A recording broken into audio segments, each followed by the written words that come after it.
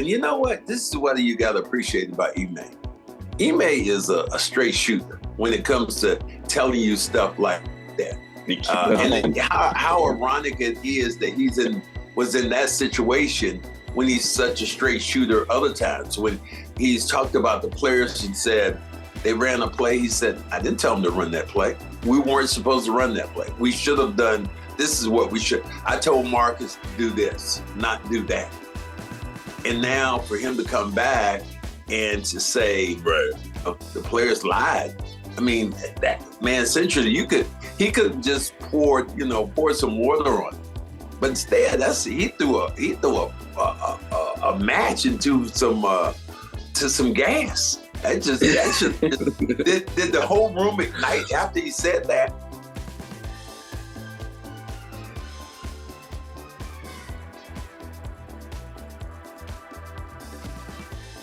The Cedric Maxwell Podcast is brought to you by FanDuel, the exclusive wagering partner of the CLNS Media Network. All right, it's another episode of the Cedric Maxwell Podcast. I'm Josue alongside Cedric Maxwell. Special MLK Day edition of the Cedric Maxwell Podcast. Happy MLK Day to everyone. Commemorating, of course, Martin Luther King Jr., the life and everything, that the changes he made that pretty much make everything that we're doing right now possible, right, Max, in terms of people of color. This podcast, people of color, and to this day, obviously, he's never forgotten. So hope everyone's having a good day out there, man. Nice sunny day. How's Toronto? I know you're up. I know you flew up to Toronto yesterday. How's everything? Toronto is actually, wind chill right now is 3 degrees. There is no snow. It's bright right now. It's sunny. Yesterday, did you walk in? You walk around a little bit? No. No, once I get to the hotel, I ain't coming out. But I am gonna go across the street today to get something to eat. But we ran into the huge Palestinian protest here in Toronto. As soon as the bus came downtown, it's probably about 40 minutes from the airport. But we get into the city and we're just stopped with our bus, and the protest is coming straight toward us. And I'm like, how's this going to work out? Celtic bus, protest, and we finally made it around the other way and finally got to the hotel. But Toronto is a international city.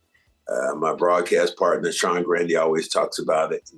What a huge population of people of color here. There's a huge Haitian, Dominican, a lot of Caribbean, Toronto. Yeah. So it is. It's a melting pot, but it's a great city to be in. I've never been. I gotta make that trip one of these days. I gotta make that trip for sure. I want to see how the Celtics team plays, how they keep this momentum going after a huge blowout win against the Houston Rockets Saturday night at TD Garden. 135-113 was the final score, and a huge bounce back, which somewhat we expected that, given the worst loss of the season against the Milwaukee Bucks. Yeah. I want to get your take on that, Max, before we talk more about Ime coming back to Boston and all that. I also have to talk about towards the end of our podcast, the Bill Belichick stepping down as head coach of the New England Patriots and the speculation about his potential next move. We'll get into that towards the end, but you call it. Let me see. You call it stepping down. That's what you call it. Is that what you call it? I call it that as of right now. I'll call it that. Yeah. Oh, okay. All right. But I want to hear your opinion on it. I want to hear your opinion, Max, for sure. But first things first, the huge loss in Milwaukee, Max. And look, the schedule wasn't doing the Celtics any favors. Every team in the NBA essentially has that rough patch, and this is essentially this was the end of that patch for the Celtics. But what did you like? You were out there in Milwaukee, like.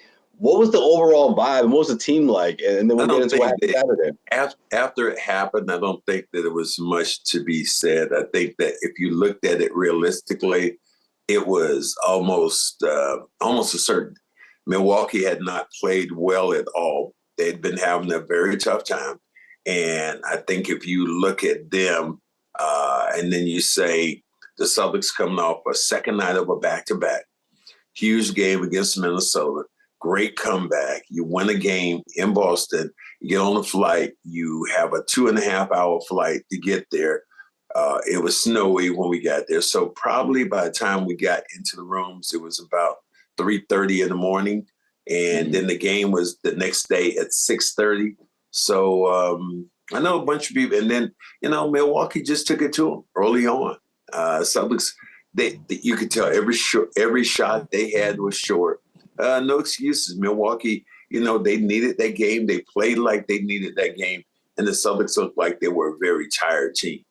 A lot of people made a huge thing out of it. My guy Perk made a huge thing out of the fact that Joe Mazzulla didn't let the starters come out in the second half and start the second half, and essentially kind of surrendered the game.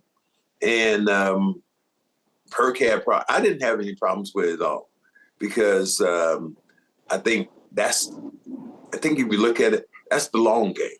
The long game is to win the championship. Right. And here's the biggest thing that, Perk, and nobody can argue this point at all. If you do, you're foolish. The coach knows the pulse of his team better than anybody else. Not Perk, not this person, not that person. He knows the pulse of his team, how his team is feeling, how they're operating, because he sees them on a daily basis. So he decided, what they were going to do was rest his players and take that ass whooping they took and be motivation for the next game.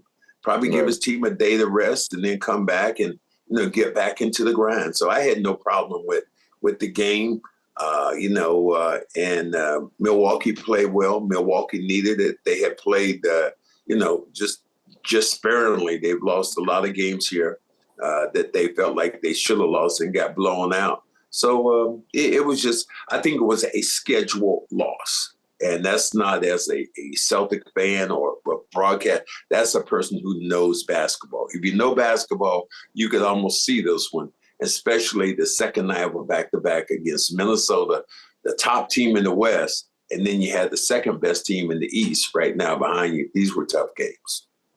Yeah, I didn't have a problem with what Joe Mazzulla did. And this is the biggest reason why, because when he made that decision going into the third quarter, my whole thing is if you're going to do that, you have to stick with it.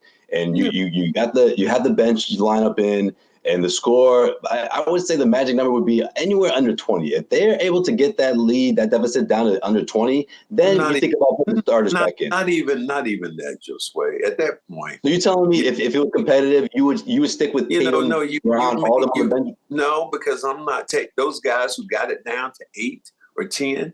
They're the ones that should be in the game now. They had enough energy to get you there. Let them play. Let them play. So that would have been a different story then, because if that was the case, then I can see Mazzulla going back to his starters. If we had candy and nuts, we all have a Merry freaking Christmas. That's not the way it works out. If your aunt would have had another thing between the legs, she been your uncle. But it's no ifs in that. You had a team right now that was not playing well. I was asking you hypothetically, you would be okay with that? Hypothetically, that's one thing I don't normally deal with people when they ask me, so what do you think if this would have happened? No, let's deal with reality. The Celtics were down by 35 points. They never got back into the game. And I don't think they didn't get back into the game. Milwaukee needed the game. They won the game. So I just let it stay at that. That's what I'm saying. Like, okay, well, listen, my point is other coaches, when they make that decision, they don't stick with it, right? And let's say the lead doesn't change, and then they eventually put the stars back in. But I credit Mazzulla for sticking with it, because the lead didn't change much, and you didn't back down, okay? You can feel that pressure, obviously. Tatum, Brown, just sitting there. But look, the situation hasn't changed. You guys didn't cut it in that first half, so I'm not going to put you back in. So I'm happy that he's stuck with it, because you're sending the right message. You're sending the right message right there. No, he's sending a message that the Bucks had won. And that he really wasn't thinking about putting. If that was the case, he would have put the starters in and see if he could have whittled it down the first 2 or 3 minutes. He knew the pulse of his team. He knew they did not have any energy, and I'm sure what he did was he talked to his players about it. Unlike all the other talking heads out there, he talked to them about it, and they all probably came to an agreement. And this is what we're going to do. So I had no problem with it at all. And then you see what happens. His team was energized coming back for the Houston game. and they played the way we expect for a top tier team to play. Well, the NFL season is wrapping up, but there is still time to get on the action with FanDuel, America's #1 sportsbook.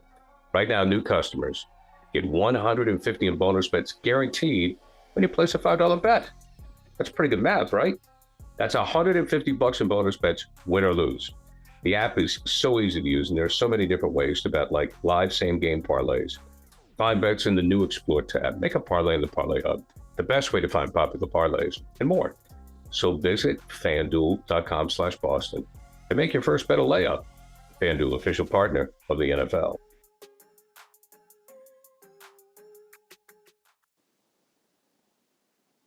And of course, everyone was talking about Ime Udoka making his return to Boston. First time stepping foot in TD Garden since Game 6 of the 2022 NBA Finals. So I looked at it as that what he was thinking about, all the emotions and stuff and all that, he's not going to share that with you. He doesn't seem like the type of guy that's going to, clearly want to walk down memory lane. But were you surprised by the crowd's reaction? Because I feel like there wasn't much of a reaction when his name was announced. It was interesting. A lot of people were kind of on pins and needles about his reception. And I thought the crowd was responded. I heard a few smattering of boos. But for the most part, I think that it was more about the game. And it should have been about the game. It shouldn't have been that part of Celtic history is over. And why are you judging? Are you looking at the game or are you looking at the coach? So I had no problem with Ime coming back, and I had no problem with the response. And if anything, I was a little surprised when Ime started talking about the players and who knew what and who should have known what. That to me, that was the most surprising thing about, I guess, the presser that you went to. I just thought it was funny because he just goes, they lied to you. And I'm sitting there like, so they did know before me today, or they at least knew enough, I don't know. So wait a minute. Yeah, so that was the key quote. What you're saying is Ime threw him under the bus. He did not try to put war. And you know what? This is what you got to appreciate about Ime. Ime is a straight shooter when it comes to telling you stuff like that. And how ironic it is that was in that situation when he's such a straight shooter other times. When he's talked about the players and said they ran a play, he said, I didn't tell them to run that play. We weren't supposed to run that play. We should have done, this is what we should. I told Marcus to do this, not do that. And now for him to come back and to say, the players lied. I mean, that man, essentially, he could just pour some water on it. But instead, he threw a match into some gas. That just did the whole room ignite after he said that? It was light chuckles. It was kind of like, well, it's just, I think enough time has passed where it's just like, all right, well, clearly you're in a good situation. The Celtics are in a good situation. There wasn't much in between for people to say, well, wait a minute. What? Why didn't they stand up here? Why didn't they stand up for the coach? Why did they do that? I think they were all in agreement that, look, it is what it is. What the organization had decided to do, the decision's been made. What's the purpose of saying that the players lied? I mean, you could have easily said. I guess answer the question. You could have answered the question. You could have easily said that's in the. You could have did like Bill Belichick. That's in the past. We've gone through that. Yeah, Belichick would never done that. But instead, if you're Ime, that's throwing a match into to some gas. If you're right, because essentially it starts it up. Now, if you are any broadcaster at all, you go to Marcus, you go to Tatum, you go to Brown, and said Ime said you lied. I mean, the whole room just is inflamed. When you didn't have to, you don't have to do that because you're away from that. So that's kind of crazy. Right. Yeah. Well, the Celtics, they did what they were supposed to, right? I mean, a team returned to their winning ways, coming off of their worst loss of the season. They took care of business in a big way. By the fourth quarter, everybody was chilling. Gino was playing midway through. I still think the Celtics team is taking a significant turn for the better. Even though, like you said, the schedule loss, as ugly as it looked, it was just something that the Bucks had that one, you know. And look, people forget also too. Giannis really got these guys riled up for that game. He started calling people out after the last loss, and they said, "Listen, we got to do this, that." You know, teams like this respond like, you know, in that way when your star player, MVP type player, calls you out. So it was lined up.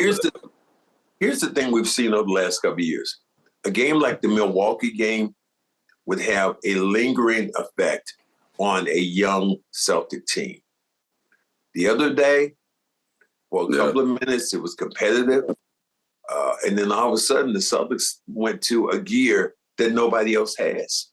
And they start playing in the same fashion they've been playing all year. So they didn't let that loss against Milwaukee take them down that rabbit hole that they did not want to be in. So I had to appreciate their effort. I think we'll see the same thing tonight. What happens when you're playing a team like Toronto? I mean, this is a nice little stretch of teams that are playing, and then you got the world champs coming in. Yep. And look, it's kind of poetic. It's kind of poetic too. I mean, listen, if you're Jayson Tatum, you're like, look at us now, coach. You know what I mean? And not in a way being like, hey, this could have been yours, but like, hey, you know, you helped this. You helped with this. You know, that 1 year getting to the NBA Finals, the way they turned around mentally, the mental toughness that we saw in the sense of that second half, that turnaround was unprecedented. I mean, that was the spark plug for guys like Tatum and Brown that really elevated their growth. Right. You can say whatever you want to about Ime on his personal life. You can say anything you want to. I'm okay with that. Right. But with his basketball side of what he did for this team and what he did for Brown and what he did for Tatum and what he did for Marcus Smart and this team collectively as a unit, he planted a seed. You know who did that? You know, and we'll see how if it works out like that. But you can think about Mark Jackson. Mark Jackson was the one that kind of planted that seed in Golden State. But things that happened. Big time. Steve Kerr was the recipient. But Mark Jackson was the one that planted the seed. We'll see if Ime is the one that planted the seed and Joe Mazzulla is a recipient of what Ime planted. And Joe Mazzulla just kind of has fostered that same toughness about that. Even more so, I don't think Ime was as combative as Joe is with the media. I just talked to Joe on the plane. He looked at me, he said, you know what? Something happened to me that never happened before. I was like, what is that, coach? He said, I got an official to agree with me. And I said, what happened? He said, there was a call in the game. And I told the guy, I said, you missed that call. And the guy looked at him and he said, Coach, you're right. I did.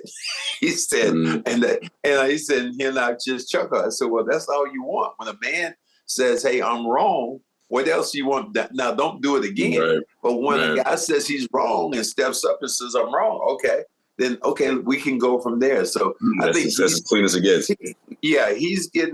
Joe Mazzulla seems to being more relaxed with himself. And I think that's a cool team and for this organization.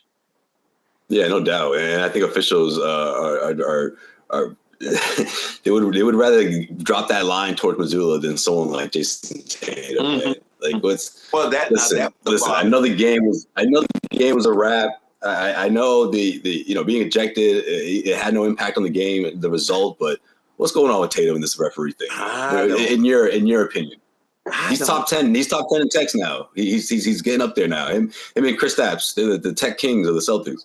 Now that will bother you down the line because you don't want that to affect your status for not playing in a game.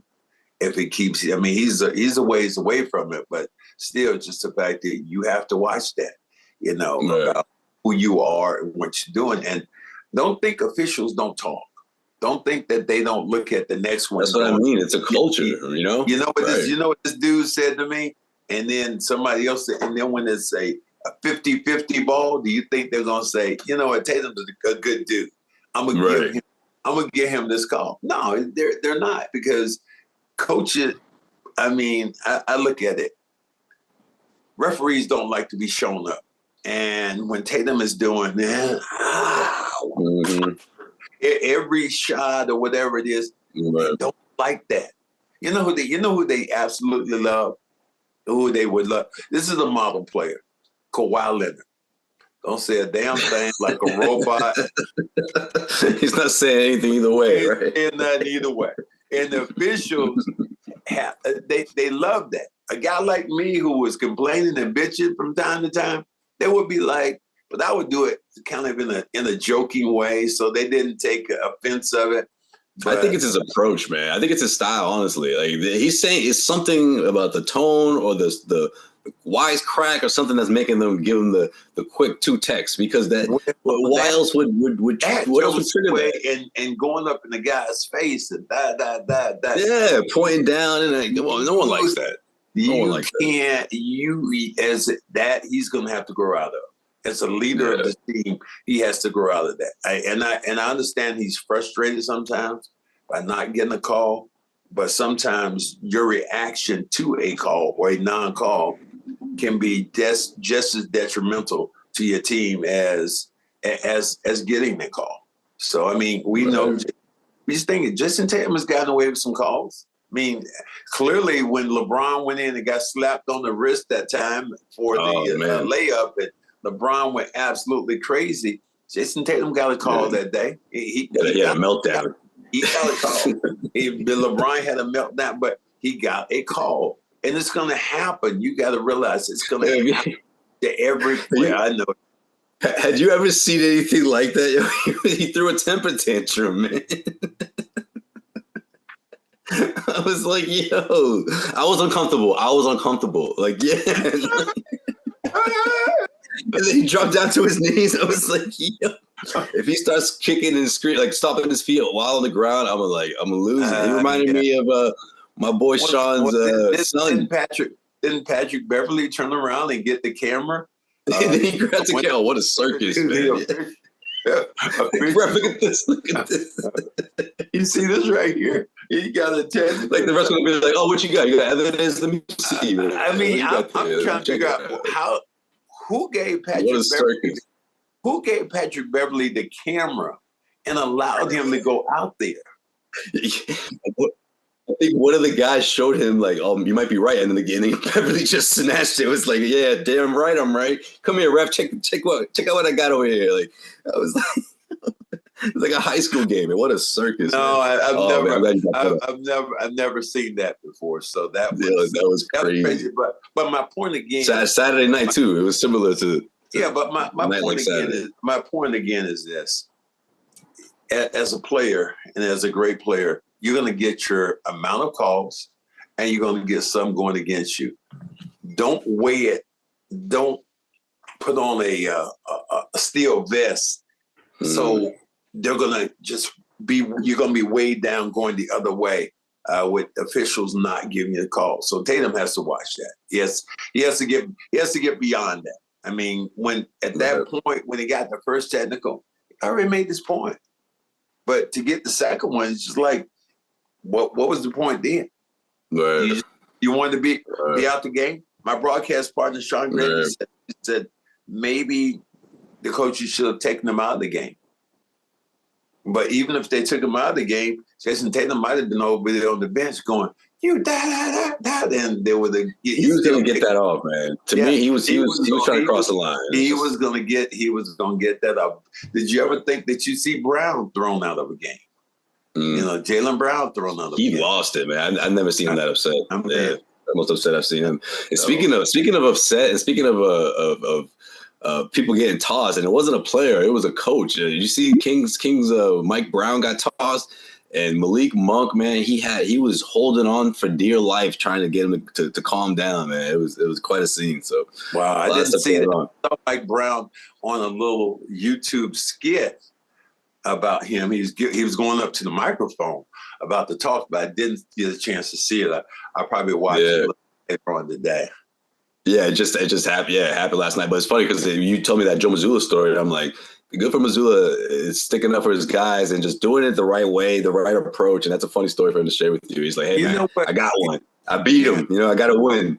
Well, the thing you said today when we were talking a little bit earlier about, and this is homage to Coach Belichick and the greatness that he's been, and for the whole New England community and what he's done. It just showed you you have to pay homage to him. But it also shows that this is your dad talking right now, Josue, all good things come to an end. I don't care how that works out. Then you hope that they go out better than worse. And what I mean by that, I look at how Saban down to Alabama, how he left.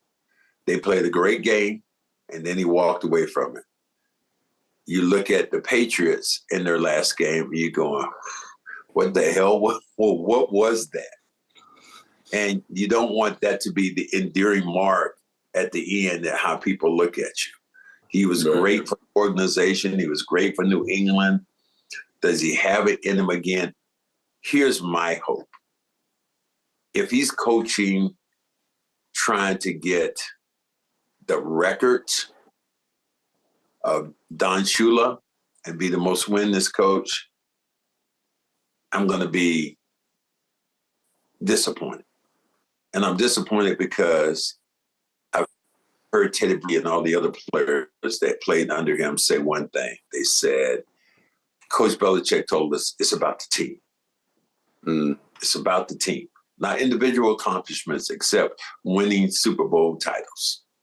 And so if you preach that as a coach to your players and you're holding on to win, to get a record of the most wins ever, people already view you as the greatest, one of the greatest coaches of all time.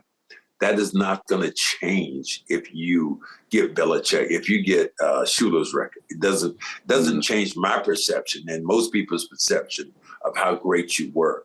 If you're there to hold on to get that by winning, say if he goes to another team, he wins 4 games, and then he wins 6 games, and then finally gets it. That tarnishes the record and tarnishes the man of the greatness of who he is and what he was to football. We're driven by the search for better, but when it comes to hiring, the best way to search for candidates isn't to search at all. Don't search, match with Indeed. If you need to hire, you need Indeed. Indeed is your matching and hiring platform with over 300 million global monthly visitors according to Indeed data, and a matching engine that helps you find quality candidates fast.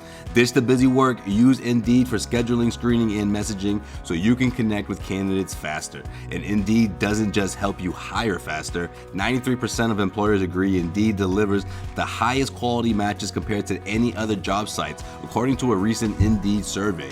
One of the things I love about Indeed is that it makes hiring all in one place so easy because it knows exactly what I'm looking for. It gives me the top candidates that I need, that enables me to comb through the other applicants and get right to the top to what I'm looking for. Leveraging over 140 million qualifications and preferences every day, Indeed's matching engine is constantly learning from your preferences. So the more you use Indeed, the better it gets. Join more than 3.5 million businesses worldwide that use Indeed to hire great talent fast.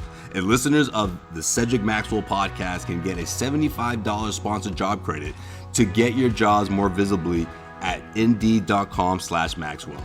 Just go to Indeed.com/Maxwell right now and support our show by saying you heard about Indeed on this podcast. Indeed.com/Maxwell. Terms and conditions apply. In the minute I've been talking to you, 23 hires were made on Indeed, according to Indeed data worldwide. Get unparalleled access to job seekers with over 350 million monthly unique visitors globally, according to Indeed data, and an extended reach through Glassdoor. That's Indeed.com/Maxwell. Terms and conditions apply. Need to hire? You need Indeed. It wasn't even about the Cowboys, but it was about Stephen A. Smith's reaction. I think that was even funnier. But I am not sure. Well, yeah. Well, first of all, I want to hear your reaction to that. But what if Bill Belichick were to go there? Wow. That's the speculation right now for Cowboys fans. Wow.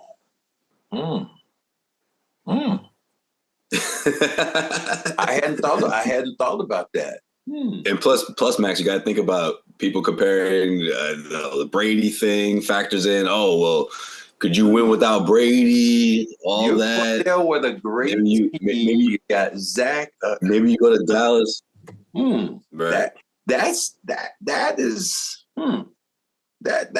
could be that would, as a Cowboy fan, I think it would make me happy, because I think that what I always see with Bill Belichick is accountability, and that's what I'm saying about him trying to chase the record. But if he went to Dallas and was able to get them to be a Super Bowl winner, I mean, he goes up even higher in the rankings. But man, right, that would. Because they were the team of the '90s, and then now you bring them back after you had your decade, your reign. That really is interesting. But I either way, if he left, I'd be okay. But I'd be fascinated if he went to Dallas. If he goes to Dallas, absolutely fascinated if he went to Dallas. And you know what? He still has that mentality. He still has that fire. If he wants to do it in that way, I'd be okay with it. But if he just trots along and wins 4 games and then wins another 4 and then wins 5 to break the record, I would be very disappointed in him as a coach. Right. People pulling out the receipts nowadays, man. I think this is going to be a new trend, Max. A new trend between the Steve Harvey situation and Katt Williams to Whitlock talking about things in Stephen A's memoirs. This is the era of receipts. I'm calling for now. It is. It's just like Katt Williams said. I got the receipts, and and you kind of laugh. And then when you go back and you see the different things he's talking about, you go, wow. But when he said about the man that got the man unit on his head, that, and then all of a sudden, as you said, you see Steve Harvey, who he is now, and you see Steve Harvey, who he was then, and you're going, wow. I mean, this is So anytime you go back and see these comedy routines he had, and then you hear about the Cedric entertainer when he talked about taking jokes and all that. There's Bernie Mac and all this other stuff. I mean, this guy came to my show and he stole. But I always say this, and no, not about Katt, but who had the first original joke? Who knows? Katt. Well, according to him. The first ever original joke was about somebody, and then you build on that. Just like the first person had the jump shot, the first dunk. Dr. J didn't have the first dunk; it was somebody else who dunked, and then people start building on that. And that's that's really a compliment. That's should be a compliment to your skill set. Right. Should be your skill set. That should be a great compliment. I had Ed Pinckney, who played with the Celtics one time. When he came out of school, I remember reading an article on him and said Ed Pinckney is a poor man's Cedric Maxwell. I was like, damn, I took it like this huge compliment, like a poor man's Cedric Maxwell. Yeah, you should, man. Rich man's, like, I took it such a compliment that, that's what they would say about a player who's coming into the NBA. Like, this is a poor man Cedric Maxwell. So it's just funny though that receipts are out there, and for us, and we'll see. But it's just like at the game the other day for the guys to be there, Ice Cube to be there, and 50 Cent to be there, and us to see them, and was there. Yeah, man. So it's going to be an interesting year, no doubt. Now, only thing that makes it even better, I'm watching that firestorm out in LA right now. Woo. And then I'm looking at what's going on in Golden State. They can't. And training season's around the corner. Oh yeah. A lot of traditional teams who've been out there, who've been really good, are now just kind of suffering. So we'll see. The new era. Yeah, we'll see what happens. With that, we'll wrap up this episode of the Cedric Maxwell podcast. As always, subscribe, rate, and review, and stay tuned because we got another special guest lined up, man. Another surprise. You're not going to want to miss it. He's Cedric Maxwell. I'm Josue. We'll check you guys out next week.